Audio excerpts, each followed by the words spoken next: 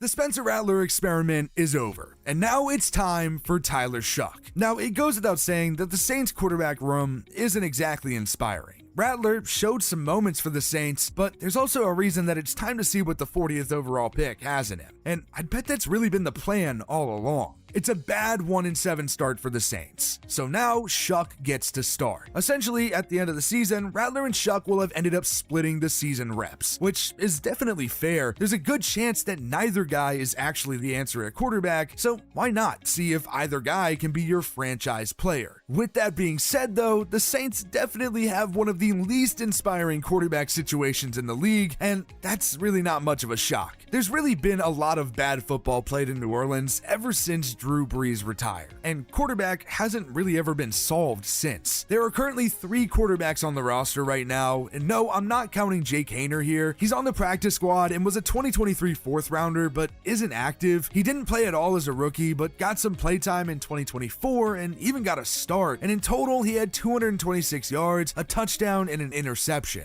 Then he got waived in late August, only to end up right back on the Saints, but this time on the practice squad. So I'm not going to count him here, and outside of him, it's 3. Rattler, Shough, and then Taysom Hill, who can certainly play the position if he had to, but he's much more of a utility guy used in creative ways instead of a real NFL starting quarterback. So I really wouldn't go expecting him to start at all, and now that Rattler is benched, that puts all of the focus on Tyler Shough. He was a 2nd round pick going 40th overall, and admittedly he did feel like a little bit of a cry for help from the Saints. Derek Carr ended up retiring after the draft, and the Saints are now probably hoping that Shough had enough time to develop a good bit behind Rattler. But at the end of the day, he is already 26 years old. So with Shough, what you have just might be what you get. He really has had plenty of time to develop. He was at Oregon and Texas Tech for 3 years each, and then last year he had his best season in college at Louisville. He is now the 3rd quarterback drafted by the Saints in 3 years, following up Jake Haener, and then of course Spencer Rattler, who was a 5th round rookie last year and got 6 starts. He, of course, lost all 6 and then had 1,300 yards, 4 touchdowns, and 5 interceptions. Rattler, funny enough though, is actually the youngest quarterback that the Saints have. He was born in 2000, while both Shough and Haener were born in 1999, with Haener being about 6 months older. But it was Rattler that got to start to kick off the Saints season this year, and honestly that made the most sense. On the bright side, Tyler Shough has been able to sit back and learn a little bit while not having to immediately be the starter, but on the other hand, Rattler more so got thrown into the fire, and it definitely had some moments where he looked solid, but it just wasn't sustainable. I do think he's going to be a backup in the NFL at the very least for a while though. He can absolutely start for a team in a pinch, and that comes after seeing him play for a pretty bad Saints team.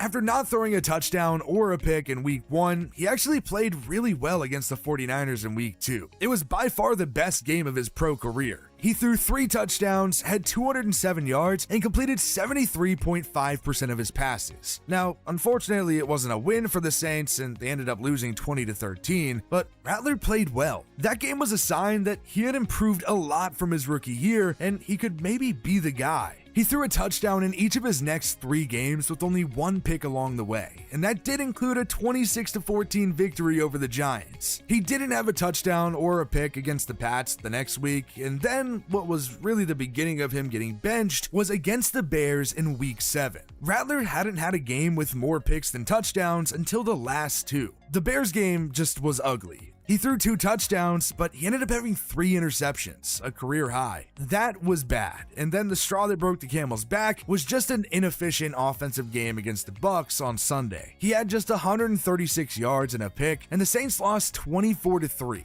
And in the game, Rattler got benched for Shough. So at the end of the day, it's really not too surprising that Shough got named the starter. Now, that actually wasn't his first game appearance. He had 2 incomplete passes against the Seahawks in September, but he really actually played against Tampa. Shough had 128 yards and a pick, and it makes sense to see if he can perform better with a full week of preparation and a game. And at the end of the day, Rattler went 1-13 starting. So Shough really can't be much worse, I'd imagine. So Jake Haener didn't work. Rattler didn't work. So now it's time to see if Tyler Shough will. But I wouldn't go betting on it. He was a second-round pick and was somehow the third quarterback taken at the NFL draft behind Cam Ward and Jackson Dart. But unlike those two, Tyler Shough is already 26 years old, and he had quite the bizarre path to get to the pros. Shough went to Hamilton High in Chandler, Arizona, and ended up becoming a 4-star recruit and the number 6 pro-style quarterback in the 2018 class. Yes, the 2018 class. That was a long time ago, and the number 1 quarterback in that class was Trevor Lawrence, who's going into year 5 in the NFL. So yeah, Shough is a lot older than the average rookie, and once you understand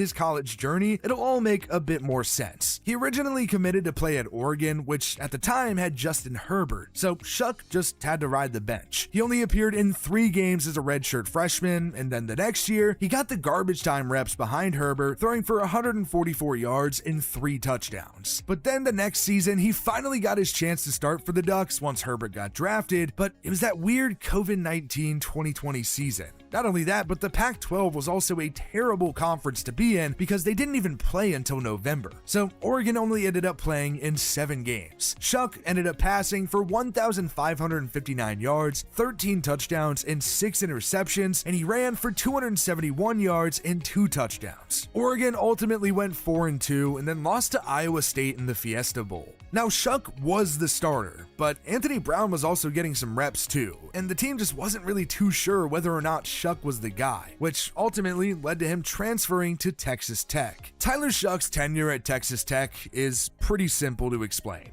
He just couldn't stay on the field. He was named the starter in year 1 and then broke his collarbone against Texas in the 4th game of the year, so he ended the season with just 872 yards, 6 touchdowns, and 3 interceptions. He then had to compete for the starting job in 2022 with Donovan Smith and Baron Morton, only to start the season opener and suffer another collarbone injury. He missed 6 games on the year and then returned, and he started and won the last 4 games of the season, including against Ole Miss in the Texas Bowl. On the year, he had 1,304 yards, 7 touchdowns, 4 interceptions, and 4 rushing touchdowns. There was definitely some optimism, and 2023 felt like it could maybe be his year where he could propel into a legit NFL draft prospect. He then fractured his fibula against West Virginia in the 4th game of the season and finished with 746 yards, 7 touchdowns, and 4 interceptions. So that didn't happen. Tyler Shough only started 20 games through his first 6 years in college, 7 at Oregon, all in 2020, and then 13 at Texas Tech. He, simply put, just could never stay on the field and put it all together. That was until he transferred to Louisville in 2024. Shough got to use his miraculous 7th year of eligibility, and finally he stayed on the field on what was surely his last chance. Louisville had a great season, going 8-4 and making the Sun Bowl, which Shough did ultimately opt out of to prepare for the NFL draft, but in all, Shough threw for 3,195 yards, 23 touchdowns, and 6 interceptions, and he rushed for a single touchdown. It was honestly a really good ending to a pretty crazy collegiate story, and because of that, it's easy to feel happy for Tyler Shough, especially for him to turn a 7-year career into a ton of money after being a 2nd-round pick. But no matter how much of a feel-good story it is, it doesn't mean he'll work out in the pros. The Saints are easily one of the worst spots to go as a quarterback right now. It feels like the team is going absolutely nowhere, and that's been the case for years now. This is not going to be some very simple rebuild for new head coach Kellen Moore. At 1-7, the Saints are clearly one of the worst teams in the NFL, and they would actually hold the 1st overall pick if the draft was tomorrow. Now, that really doesn't mean much with a long way to go this season. I mean, it also doesn't mean much because we don't even know what quarterback will emerge as the top guy. I mean, for now, it's Fernando Mendoza at Indiana, but Dante Moore from Oregon is right there, and what about Lenore Sellers or Ty Simpson? I mean, I don't know what guy is going to be the 1st pick at the draft. But before the Saints go and make that decision on who they want to draft, you have to make sure that you don't have a franchise quarterback on the roster. Spencer Rattler has been ruled out, and now it's time to see if Tyler Shough can be the guy. But if I'm being honest,